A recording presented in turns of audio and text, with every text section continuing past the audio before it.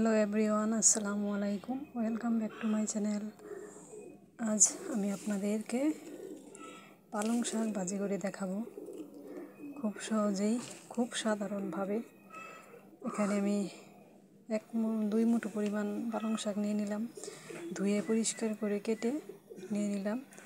এখন আমি এগুলো নিয়ে চুলায় চলে যাব।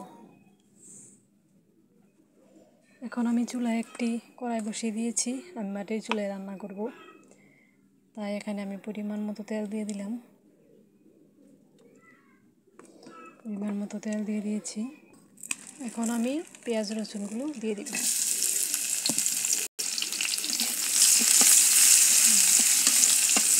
পেঁয়াজ রসুনগুলো আমি একটু বাদামি কালার করে ভেজে নিব। অল্প পরিমাণ লবণ দিয়ে দিব। এখন আমি অল্প পরিমাণ লবণ দিয়ে দিয়েছি।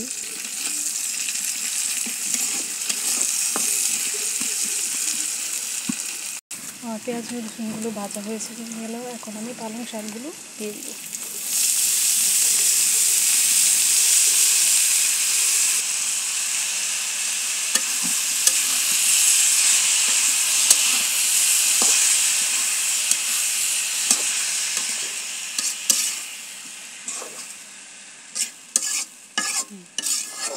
এখন আমি একটু নেড়ে চেড়ে দিলাম। এখন আমি ঢাকনা দিয়ে ঢেকে দিব।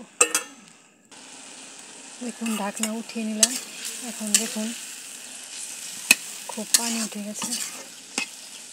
এখন আমি আর ঢাকা দিব না, নেড়ে চেড়ে রান্না করব ঢাকা ছাড়া।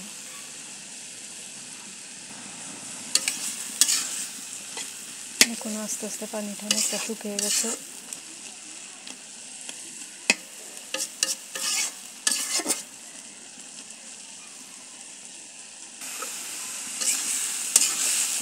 পানিটা অনেকটাই শুকিয়ে আসছে।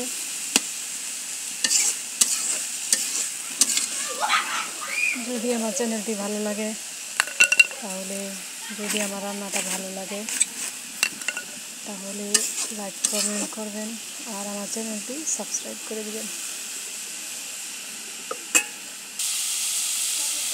এখন আমি 3টে কাঁচামরিচ দিয়ে দিলাম ভালো করে।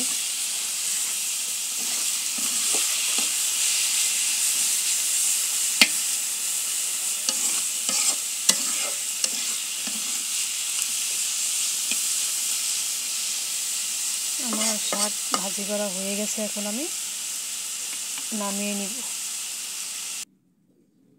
এখন আমি এটা নামিয়ে নিলাম।